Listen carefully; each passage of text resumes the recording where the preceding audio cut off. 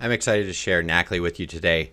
One of the questions that we get quite often is why Knackly? Why does it matter? Why do I need the ability to do the things that Knackly does?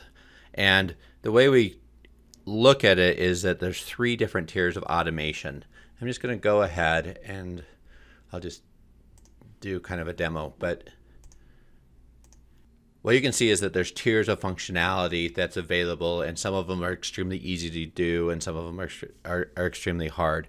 And with Knackly, we've made it so that you can start out with the easy documents and then grow into the more complex documents. But we get the question quite often is, what is the difference between the different types of automations that you can do in these different packages? So in this video, I'm going to show you the difference. First one is that we think of this tier 1 mail merge. When we think of mail merge, all we're really doing is inserting information into the document. So I got my engagement, I've got my client. I'm gonna put John Smith in here, and the different tier 1 products may do this in Word directly. They've got different ways that they go about it. In Knackly, I'm certainly using Knackly's intake to show you how this works, but everyone's different in how they do it. And I'll just put spouse, and in these tier 1s you're not going to necessarily have options to say is there a spouse or not. You're either just going to have to leave it blank or not put it into the document at all. And if in this case I've done a bit of an estate planning example. And quite often in documents, you want to know the number of children, or you get a specific, what we'd call a list of people, and we want to know how many there are. Well, in tier 1 and 2 solutions, you have to actually enter it in as opposed to being able to calculate it. So if I've got 2 children, I'll put 2 children, and I'm going to actually say children as an option. If I had 1, then I would have to do a child. And I'm basically having to put Johnny Smith, and Mary. And what you can see here is I've had to type in kind of the list of how I have it. And in Knackly, we can actually show you language that's going to come into the document. So I've kind of cheated here so you don't actually have to go into the document to see what this looks like. But in this case, I have 2 children, Johnny Smith and Mary Smith, all references, and really if you wanted to include afterborn children, a section about that, when you get into the document, you're going to have to remove it.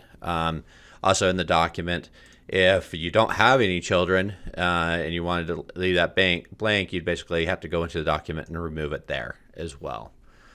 So then I got my will options. I can say what I want. And then I'm going to have to say who my executor is. Harry Jones and Sarah Jones. I'm just going to do Harry Jones and Sarah Jones.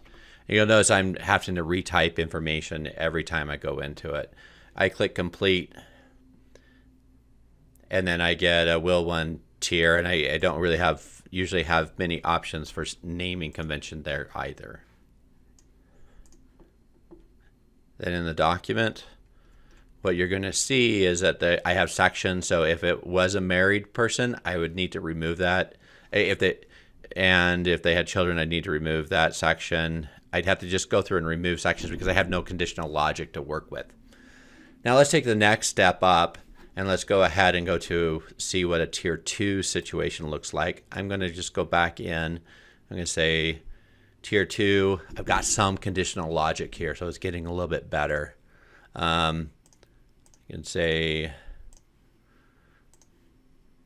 who's a client. I'm now going to say that they're married or not. So I've got some options there.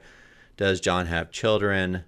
And I can go through and put in Johnny Smith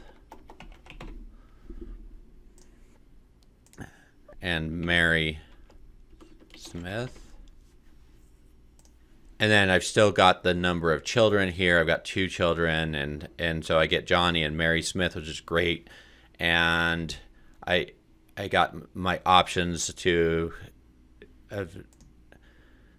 And if I wanted to include afterborn children, I can check that, and afterborn children, things start coming in. Now, when I get to executors, though, I'm still having to put Harry Jones,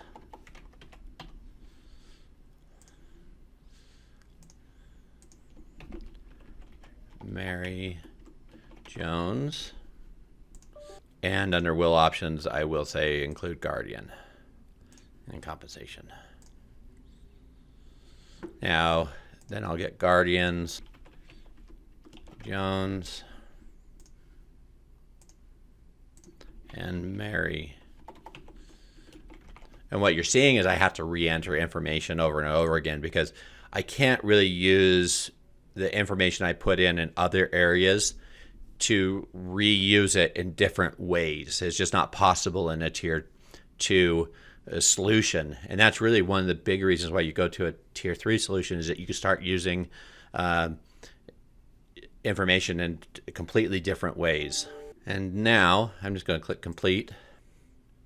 And what you'll see here, I've got my information, and certainly I've got my spouse in there. I have 2 children. I've got my afterborn children in there, and I've got my executors. In a tier 2 situation, co-executors are difficult. If I get multiple, it just becomes harder to do. Certainly with guardianships, I've got guardians. I didn't have a first name there. Tier 2 can usually handle that, but we certainly have easy ways to handle it as well. So let's talk about Knackly. What does an intake look like with Knackly? I'm going to go back into the same one. And I'm going to say Knackly conditional logic.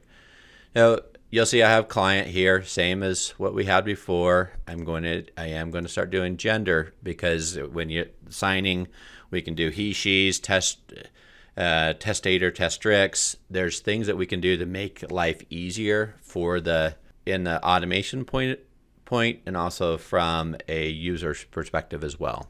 I can do Jane, but I could do the same address, because I'm starting to ask more information. Does John have children? Yes. And you'll see now I'm starting to ask birth date. So why do I want birth date? Because in this case, I want to know, what age are they? Could they potentially, are they minors? What are they? And I'm just going to put in a minor child, 2010. Once again, if it's the same address, I won't have to do that. I can put gender, relationships. I can start doing some things with it, phone numbers. And you'll see now I have, as soon as I put Mary, I'm going to put Mary's female. And I'm going to put her as 1998, and daughter joint. And what you'll see is I have 2 children, Johnny and Mary Smith, of which Johnny is a minor. So I was able to come up with this language because I can start doing calculations. I can use information that is given to make it easier on the user. And what we find is that, one, this helps it so that when your staff or you're going through and creating documents, it means that there's less information to enter. Also means that there's less information to get wrong, because things can start getting calculated for you. And so that's a key when you're starting to think about which document automation solution is right for you, and start thinking about how complex are your documents. If a simple mail merge is going to work, then that's great. Knackly may not be the right solution for you. However, if you find that you may have documents that are going to get more complex as you get into it, and you start thinking, oh, I wish I could do this. Last year we did a survey in 2020 of our existing users and found out that 66% of our users came from other systems. And the reason why they came from other systems is because they couldn't do what they wanted to do. And Knackly was able to get everything done that they needed done to be able to create their documents. I'm going to go ahead and click complete. You will also see that we can, with Knackly, we can also create multiple documents. So I could do John's will, his wife's will, estate intake, all the powers of attorneys, all in the same intake process, streamlining your practice and making it so you can get the most efficient practice possible. And that's really what Knackly is going to do for you, is give you to the most efficient practice and document assembly process. I'd like to thank you for watching this video and look forward to being able to speak with you.